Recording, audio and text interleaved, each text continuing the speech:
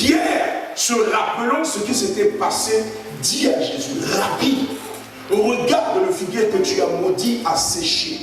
Jésus prit la parole et leur dit, ayez foi en Dieu. Dis à quelqu'un, aie foi en Dieu. Aie foi en Dieu. Ayez foi en Dieu, je vous le dis en vérité. Si quelqu'un dit à cette montagne, ôte-toi de là et jette-toi dans la mer, et s'il ne doute point en son cœur, mais croit que ce qu'il dit arrive, il le verra s'accomplir. Déjà, ce verset nous amène à comprendre le mécanisme de la foi. Quelqu'un suit? Amen. Le mécanisme de la foi est expliqué dans ce verset. Il dit, je vous le dis, si quelqu'un dit à cette montagne, je ne sais quelle est la montagne de ta vie, mais si tu dis à la montagne qui est en face de toi, ôte-toi de là et jette-toi dans la mer, la Bible dit, et s'il ne doute point dans son cœur. Donc, lorsque vous êtes en train d'exercer la foi, quand vous dites une chose, vous devez croire en ce que vous dites. Ce qui sort de votre bouche doit avoir de l'impact dans le monde physique, mais ça part de l'association de ton cœur. Amen. Si tu dis une chose qui sort de ta bouche qui n'est pas en complicité avec ton cœur, cela ne s'accomplit pas. Je continue. Toi de là et jette-toi dans la mer, et s'il ne doute point en son cœur, mais croit que ce qu'il dit arrive, il le verra s'accomplir.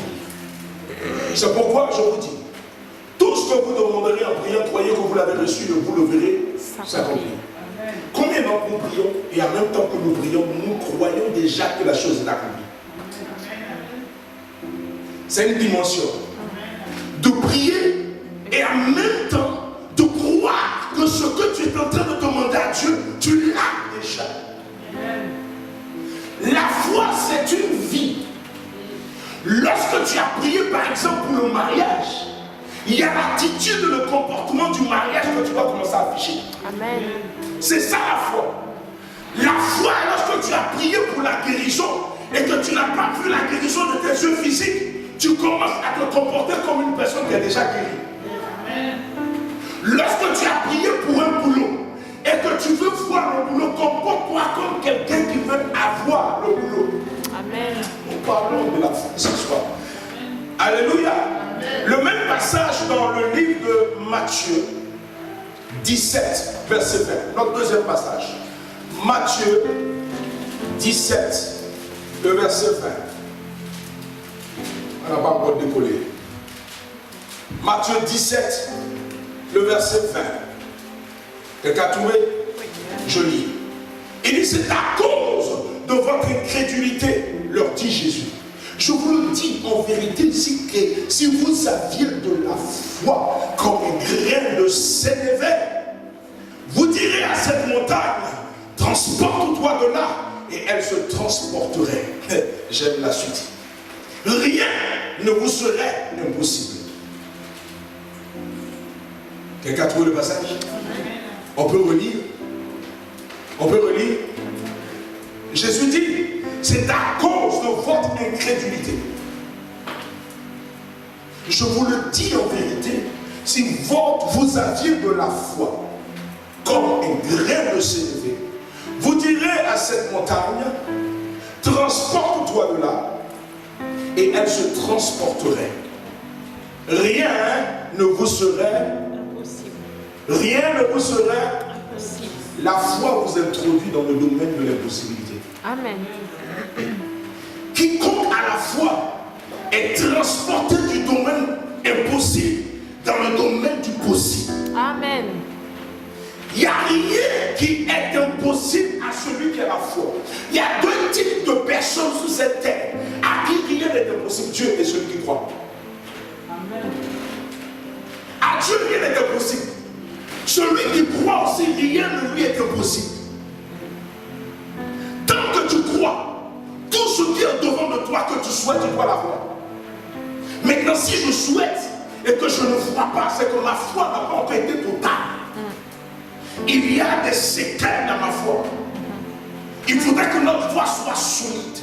Jésus a posé une question, il a dit, quand il reviendra, trouvera-t-il de la foi sur la terre? La foi est essentielle pour la vie du croyant. Amen. Sans foi, il n'y a pas de salut. La Bible dit Moïse est venu avec la loi. Jésus est venu avec la foi et la grâce. La foi et la grâce font le Père.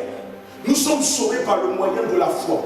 Non pas par nos actes, non pas par nos attitudes, mais par la foi. Amen. Amen. La foi. Dis à quelqu'un la foi. La foi. La foi, c'est la dépendance totale que l'individu a vis-à-vis de Dieu. Lorsque tu dis avoir la foi en Dieu, tu dois être dépendant de Dieu. Celui qui est indépendant de Dieu n'a pas la foi. Tu ne peux pas dire que j'ai la foi et tu es dissocié de Dieu. La foi en Dieu t'amène à dépendre totalement de lui, mais une dépendance absolue. Amen. Je dépends de Dieu seul. Je n'ai que Dieu seul. Je ne vis que pour Dieu seul. Dieu est Dieu. Regardez Adam dans le jardin d'Éden. Lorsque Dieu le créait, il était dépendant de Dieu. Dieu parlait avec lui, bouche à bouche. Adam, où es-tu? Il pouvait répondre, Seigneur, je suis là. Dieu a donné à Adam la capacité de pouvoir nommer les animaux qui étaient dans le jardin. L'image de Dieu était en Adam. La ressemblance de Dieu était en Adam. Adam dépendait de Dieu. Jusqu'à ce que Adam mange le fruit défendu. Lorsqu'il mange le fruit, il quitte l'état de la dépendance pour l'état de l'indépendance. Lorsque vous devenez indépendant dans la maison de Dieu, c'est dangereux pour vous. Lorsque Dieu n'est pas la priorité de votre cœur, c'est dangereux pour vous. Lorsque Dieu n'est pas la priorité de vos vies, c'est dangereux pour vous. Parce que Dieu est l'auteur de votre vie. Il est l'existence de votre vie. Vous ne vivez que par lui. Tu respires parce qu'il t'a permis de respirer. Le souffle que tu sors, que tu inspires et expires, c'est lui qui produit cela. Le jour où il décide de te l'enlever, personne ne peut faire obstacle. Ton père, ta mère, quels que soient les moyens qu'ils ont, ils ne peuvent pas. Parce que le souffle dépend de Dieu. C'est pour ça que Dieu doit être la priorité de ta vie. Amen. Dieu doit être le premier dans ta vie. Dieu ne vient pas après ton mari ou ta femme. Dieu vient avant ton mari. Amen. Dieu ne vient pas après ta copine ou ton petit gars. Non, Dieu vient avant. Amen. Dieu d'abord. Si tu dois venir à l'église et que ta copine te dit non, je ne vais pas venir à l'église, ne va pas. Ça veut dire que elle là, elle veut te détourner de la dépendance que tu as de Dieu. Dieu d'abord. Amen. La foi, c'est le mécanisme du miracle. Lorsque vous avez une voiture, pour la démarrer, il vous faut une clé. N'est-ce pas? Lorsque vous avez une maison, pour entrer en possession de cette maison, il vous faut une clé. La clé du miracle pour Dieu, c'est la foi. Amen. Beaucoup ne reçoivent pas leur miracle parce qu'ils ne croient pas. Ma soeur, mon frère, aujourd'hui, dis-toi que Dieu, c'est Dieu et c'est Dieu. Amen. Tu ne peux pas t'imaginer la grandeur de Dieu. Souvent, nous sommes omnibulés par nos petites situations. Et comme la situation qu'on a présentée devant Dieu, elle n'a pas trouvé de solution, donc du coup, on commence à avoir des doutes, penser que Dieu n'est plus Dieu. Quelle que soit la prière que tu as formulée à Dieu qui ne s'est pas exaucée, Dieu reste toujours Dieu. Amen. Ce n'est pas ta situation qui dénie Dieu, qui l'amène à ne plus être Dieu. Il est toujours Dieu. Amen. Quand Dieu ne t'a pas répondu, il sait pourquoi il ne t'a pas répondu. Amen. Souvent, le silence de Dieu est une réponse pour toi. Je parle à quelqu'un. Amen. Tu as prié depuis tu ne vois pas. Le silence de Dieu est une réponse pour toi. Avant que Dieu ne puisse te permettre d'obtenir ce que tu demandes, il y a des choses qu'il est en train de faire comme travail dans ta vie d'abord. Parce que ce que tu lui demandes, c'est tellement grand que s'il te donne, tu risques de perdre. Amen. Il doit travailler certaines choses en toi d'abord. Alléluia. La foi, c'est la clé du mécanisme du miracle. Alléluia. sans posséder la foi. Come on. Le tout n'est pas de dire que j'ai la foi. Dire que j'ai la foi ne veut pas dire que je possède la foi. Parce que nos aïeux, nos prédécesseurs, les héros de la foi, comme dit Hébreux 11, quand vous lisez l'historique de Hébreux 11, et vous voyez les héros de la foi, vous voyez comment est-ce que Dieu a travaillé avec ces personnes. La Bible dit par exemple, en ce qui concerne les héros de la foi, c'est par la foi que Abel a offert un sacrifice agréable à Dieu. C'est par la foi. Maintenant, quand on parle de la foi, dans la Bible, on se rend compte que la première fois qu'on parle de la foi, c'est Abel. Mais cependant, on dit qu'Abraham est le père de la foi. Ça veut dire que les choses que Abraham a faites dépassent ce que Abel a fait. Le sacrifice ou le prix que Abraham a payé est différent du prix d'Abel. Pourtant, Abel a manifesté la foi. Et comment je le dis? La Bible dit, c'est par la foi que Noé bâtit l'arche. Mais Noé n'a pas été appelé le père de la foi. Abraham a été choisi par Dieu. Dieu lui dit, quitte ta patrie, sors. À aucune personne de la Bible lui a demandé, offre-moi ton fils. Mais à Abraham, Dieu lui a dit, offre-moi ton fils, ton unique. Un fils qu'il a attendu pendant des années. Abraham a manifesté sa foi. Quand il décidait de donner ce fils, il croyait que même si Dieu le tue, Dieu est capable de le ressusciter. Amen. Voici le type de foi que Dieu veut que tu aies. Crois que quelle que soit la situation morte de ta vie, elle est capable de revenir à la vie. Amen. Ne jamais croire ce que le diable te dit. Amen. Le diable est un menteur. Et tout ce qu'il te présente, ça peut t'influencer de sorte que tu ne puisses pas avoir la foi en Dieu. Amen. Lorsque tu es en train d'attendre quelque chose venant de Dieu, le diable va se présenter sous forme d'échec pour t'amener à te dissuader, pour dire non, ton Dieu n'est pas puissant. Satan, quelles que soient les œuvres que tu crées pour créer l'échec, Dieu est toujours Dieu. Amen. Il est toujours Dieu. Dieu peut te permettre souvent d'échouer pour t'apprendre des leçons en ce qui concerne la réussite. Amen. Réussir, c'est une chose. Mais savoir garder la réussite, c'est une autre chose. Parce qu'il y a ceux que Dieu bénit, qui rentrent dans la prospérité et qui après qui dégringolent lorsqu'ils sont au sommet de la gloire. Pourquoi? Parce qu'ils n'ont pas été préparés. Mais lorsque vous avez été préparé par Dieu, vous êtes allé à l'école de Dieu, à la soumission de Dieu, à la dépendance de Dieu. Quelles que soient les situations qui arrivent, vous négligez. Et non qu'à la fois, c'est pas Satan qui se présente vis-à-vis et puis tu vas être effrayé. Pourquoi? Parce que tu sais que Dieu est ton rémunérateur. Amen. Il va rémunérer la foi que tu exerces. À partir d'aujourd'hui, ne crois plus ce que le diable te dit. C'est un menteur. Et sa grand est une menteuse. Ne crois pas ce qu'il dit. Satan te ment. Il te ment. Et il continue de mentir. La Bible dit lorsqu'il parle, lorsqu'il profère le mensonge, c'est de son propre fond qu'il parle. Il est le père du mensonge. Dis à quelqu'un, tu n'es pas fils de Satan. Mais tu es le fils et la fille de Dieu. Alléluia. Amen.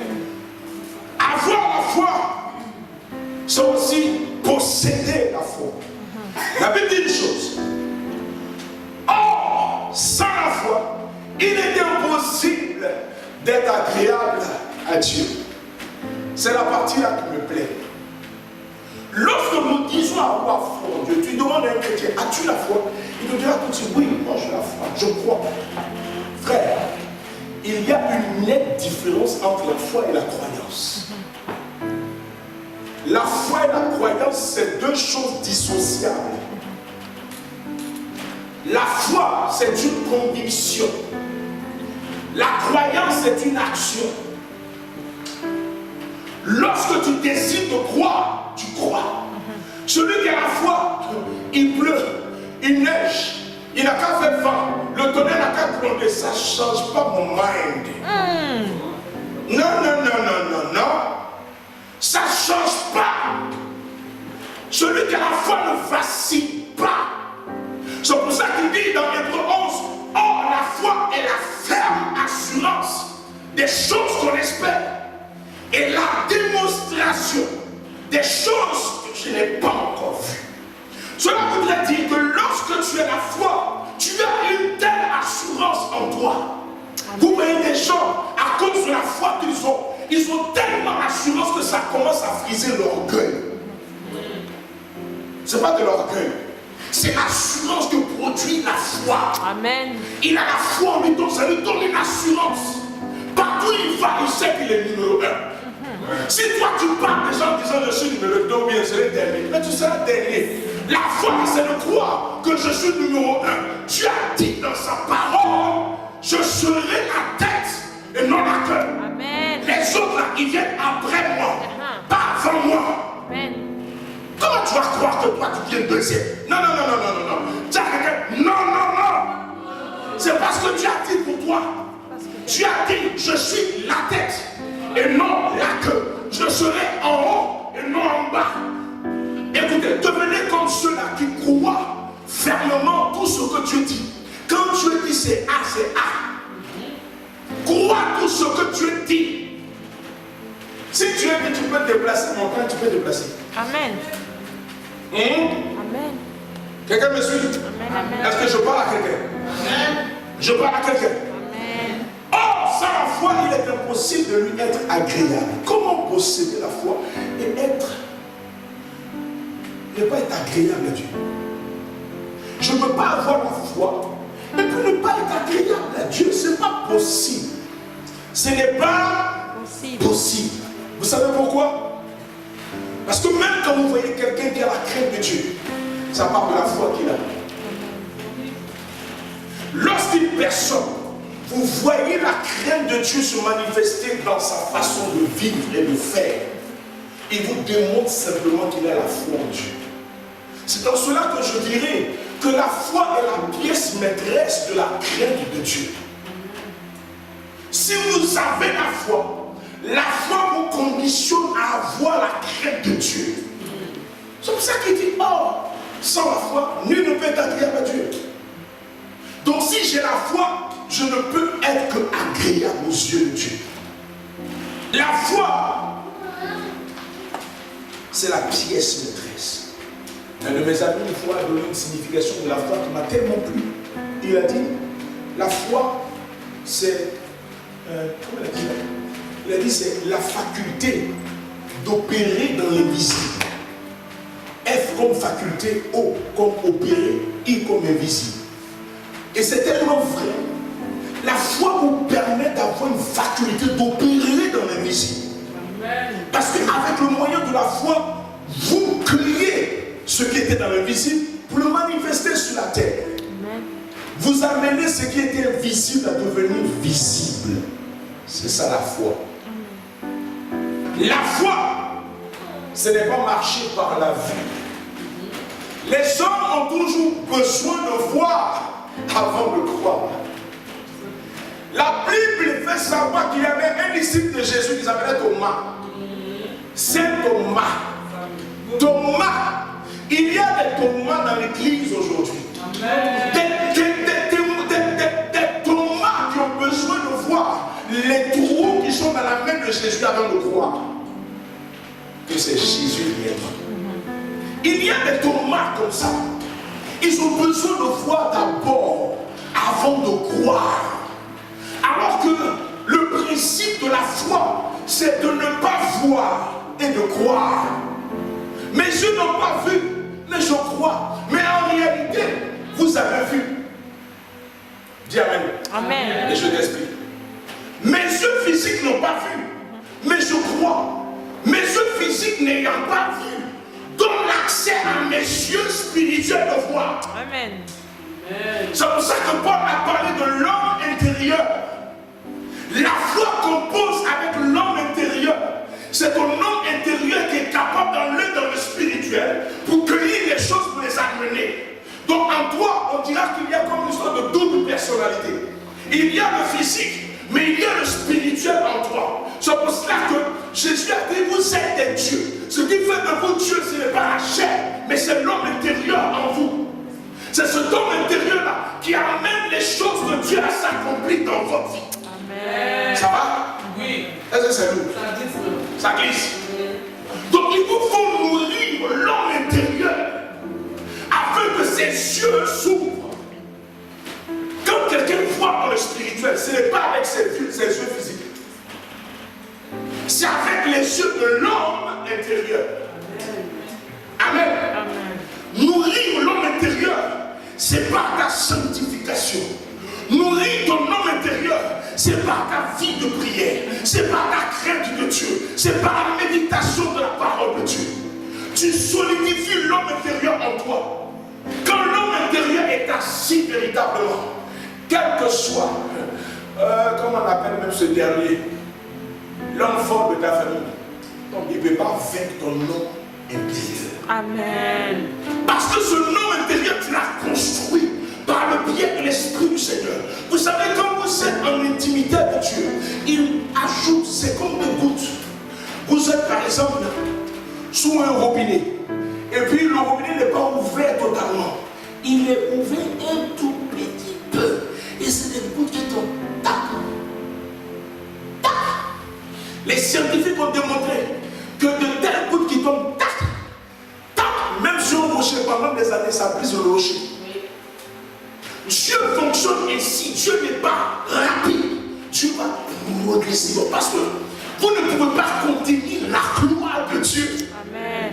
La gloire de Dieu, quand elle est là, regardez déjà la fine portion de gloire de Dieu qui descend quand nous sommes dans l'assemblée. Et puis nous sommes par terre.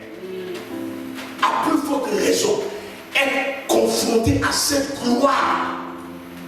Jean, qui dormait sur l'épaule ou la poitrine de Jésus, quand il a vu l'ange à l'île de Patmos pour lui montrer l'Apocalypse, les choses qui doivent arriver, quand il a vu l'ange, Jean s'est mis à genoux pour adorer l'ange.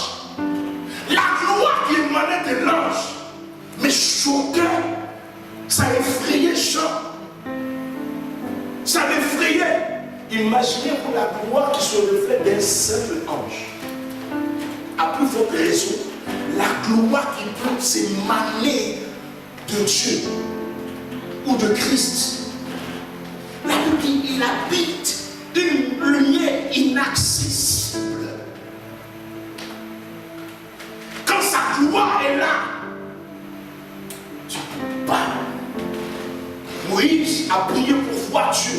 Mais quand Dieu a commencé à se révéler, il était obligé de se cacher dans le creux du rocher pour ne pas voir. Parce que personne ne peut voir Dieu et puis vivre. Mais celui qui a la capacité de comprendre les choses de Dieu peut voir Dieu vivre. Il y a des gens dans la Bible qui ont vu Dieu et qui ont vécu. Il y a d'autres qui l'ont vu aussi qui sont morts. Quelqu'un me dit Amen. Amen. Oh, dis à quelqu'un, il faut qu'on monte. Amen. Amen. Montons. Quittons le stade de l'air. Combien d'années de chrétienté avons-nous? Hein? Moi, par exemple, ça fait combien de temps que je connais Jésus? Longtemps. Maman, ça fait combien de temps? Longtemps. Mais cependant, longtemps que vous êtes là, hein? Comme normalement tu es en médecine, tu fais une école de médecine, quand tu sors, médecin, c'est combien d'années? 8 ans. 8 ans, tu sors avec un doctorat. Bon, toi, tu avais beaucoup d'années là, ouais, doctorat. Tu as vu? Tu as vu? Voilà comment est-ce que le diable est subtil. Voilà la subtilité du diable. On veut toujours rester au stade élémentaire. Non, on doit monter. Dire qu'il faut qu'on monte. En fonction des années que tu as dans le Seigneur. C'est pour ça que Paul a dit, vous qui normalement deviez être des enseignants, vous êtes encore relégués au stade de l'air. Non. Pour les années de vie chrétienne que tu as, normalement tu dois être en mesure d'encadrer. Tu dois être en mesure de prier pour chasser les démons. Tu dois être en mesure de déplacer les montagnes. change. Montons. Regarde les années de vie qu'on a dans le Seigneur. Et puis regarde notre niveau. Ce n'est pas proportionnel. Alors que les gens dans le monde, quand ils font la médecine, ils sont 7 ans, ils ont un doctorat. Où est ton doctorat dans le Seigneur? Pour toutes les années que tu as eu dans le Seigneur, où est ton doctorat? C'est de ça qu'il s'agit. Prenons conscience, montons. Il te faut maintenant là, commencer à lire ta Bible, avoir une intimité avec Dieu. N'attends pas que le pasteur vienne te dire, lis ta Bible, il faut prier. Parce que ton salut, ce n'est pas le pasteur, c'est toi. Amen. Quand tu seras devant Dieu, ce n'est pas que Dieu dira, où est ce pasteur? Croire. Il a permis que Jésus meure. Il est mort. Tu dois croire et monter ton niveau. Tant qu'on reste au stade du bébé, Dieu nous donnera le lait. On veut aliment, on veut manger bien. On met caviar. Et à un moment donné, même Israël, dans le désert, ils ont mangé la manne jusqu'à... Qui a entendu parler de la manne? La manne, c'était une nourriture qui descendait du ciel. Chaque jour, ils se servaient, ils préparaient, ils devaient manger ça le même jour. Ça ne devait pas rester. À un moment donné, tellement ils ont mangé la manne, ça sortait par les narines. Tous les jours, manne. Tous les jours, manne. Et le Seigneur, nous, on est fatigué de manger manne. Là où on était en Égypte, on mangeait la viande. Il y avait oignons, aubergines. Mais c'est là, manne. La manne, quand il faisait de cuire, c'était comme un gâteau. On est fatigué. C'est comme ça que Dieu a permis qu'il commence à manger la viande, les cailles. Où on est là passer le coup.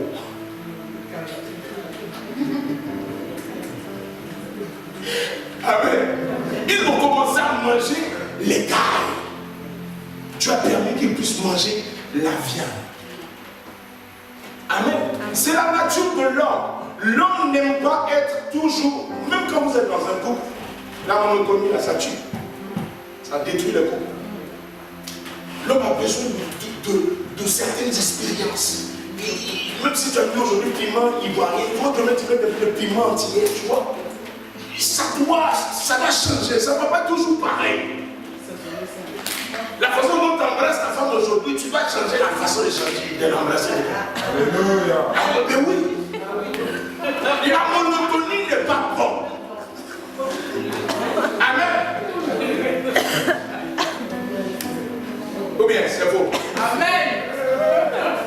Si toi tous les jours tu attrapes ta femme, t'attrapes ta femme, c'est mettre dans la main sur la machine. Il faut changer. Maintenant, il faut attraper bras d'après un peu. Après, il faut attraper épaule par épaule. Tous les jours, là, c'est comme ça. Et t'attrapes. Même tiens la fille. Viens. Attrape sa main comme ça. Tous les jours, c'est comme ça. C'est pas ça. Faut dire que c'est pas ça. De temps en temps, il faut changer de main comme ça. Après, tu changes, tu fais comme ça. Voilà, c'est comme en tant qu'amoureux. Le temps que vous nous mettez la main comme ça. Souvent même là, c'est bon. Souvent même là, le mari est devant la femme. La femme vous aime, marche pas vite. Elle marche pas vite. Le bébé de la femme marche pas vite.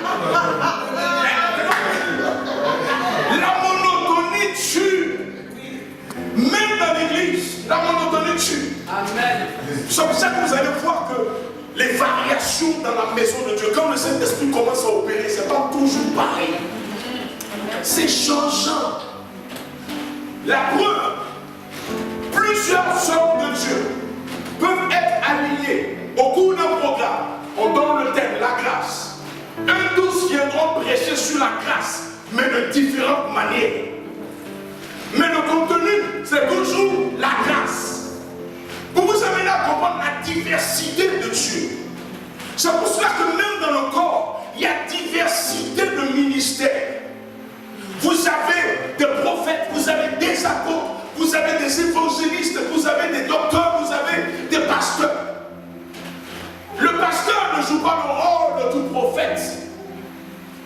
Amen.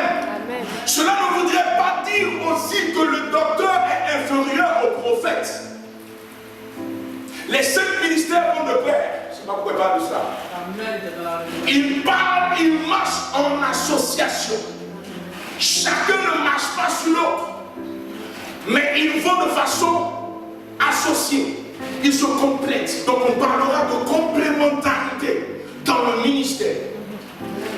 Le prophète apporte sa portion, le pasteur apporte sa portion pour l'équilibre, pour l'assise des enfants de Dieu dans l'église. Amen. Le plus important, c'est de les faire asseoir, pour que lorsque l'époux arrive, il trouve une église sans tache ni ride. Amen. Le prophète viendra pour révéler de façon claire les choses cachées. Tu caches des choses dans ton cœur, puis tu dis non, tel jour, derrière telle clôture, je te vois en train de faire des choses qui ne sont pas bonnes. Il révèle l'état de ton cœur, les choses que tu caches, pour t'amener à te ressaisir, à marcher dans l'intégrité de Dieu. L'apôtre viendra dans le but de bâtir non seulement des vies, et bâtir des églises. L'évangéliste viendra pour évangéliser, pour gagner des âmes. Mais quand il gagne ces âmes, il donne cela au pasteur. C'est le pasteur qui joue le rôle de l'encadreur, de l'édificateur, pour préparer l'église. Et à côté du pasteur, vous avez le docteur qui nous joue son rôle. Les 5 voix représentent les 5 ministères. Ça, c'est l'apôtre. Ça, c'est le prophète. Ça, c'est l'évangéliste. Celui-là, c'est le pasteur. Et ça, c'est le docteur. L'apôtre a la capacité de se joindre aux 4 autres. Il travaille toujours en complicité avec les 4. Celui-là, c'est le prophète. Il montre du doigt. Il pointe ce que tu fais. Non. Celui-là, c'est l'évangéliste le plus long. C'est pour ça que vous voyez les évangélistes avec une telle gloire, des miracles les accompagnent. Ça, c'est le pasteur, c'est le doigt où on met l'alliance. C'est le pasteur qui connaît le quotidien des fidèles. Amen. Il sait comment les coacher. Le pasteur peut ressentir des choses que le prophète ne ressentira jamais. Et un prophète viendra et te dira, sors du péché.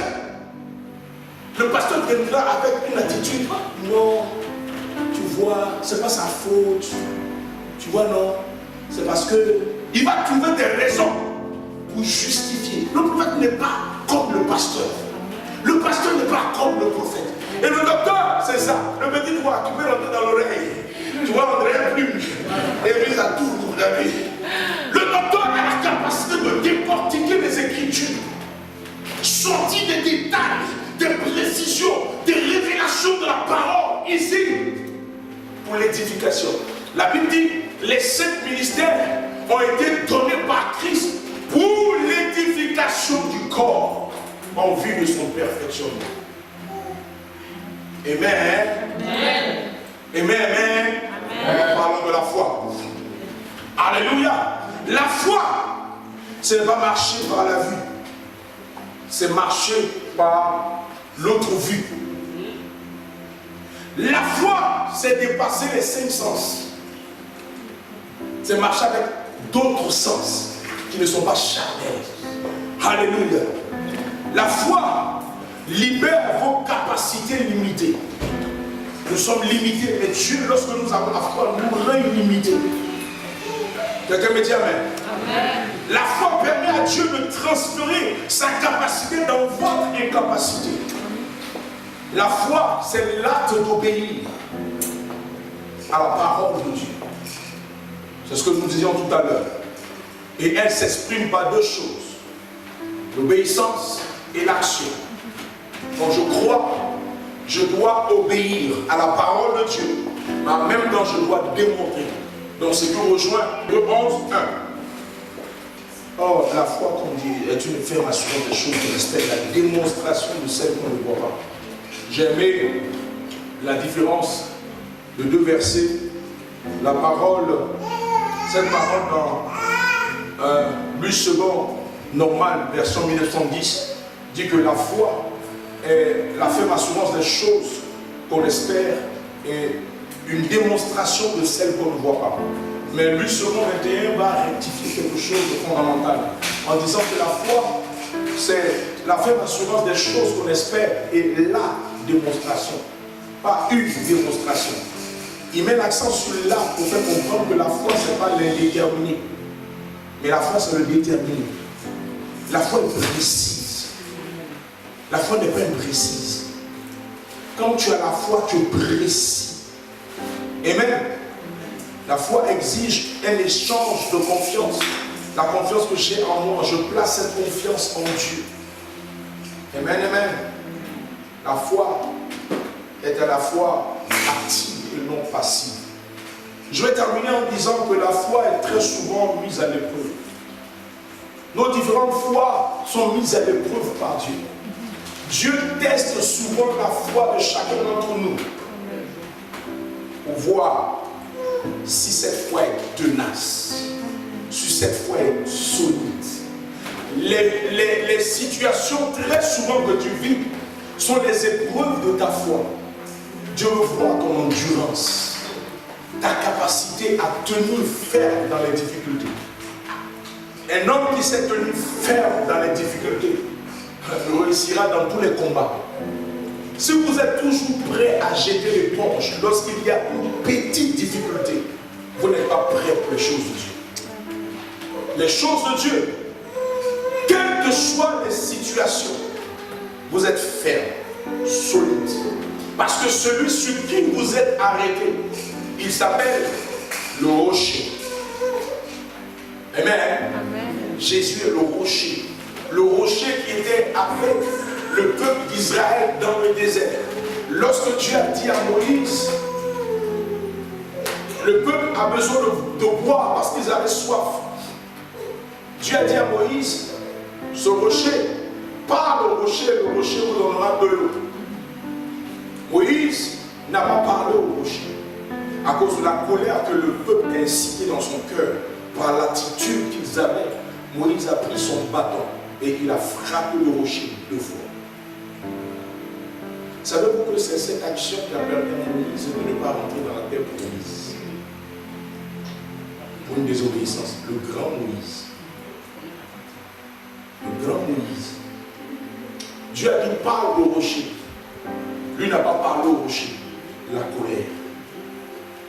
Cette colère que Moïse a manifestée ne venait pas de Moïse, c'était un héritage de ses parents. La colère de Moïse était un héritage. La plupart du temps, il y a des choses qui t'arrivent parce que c'est des liens d'hérédité.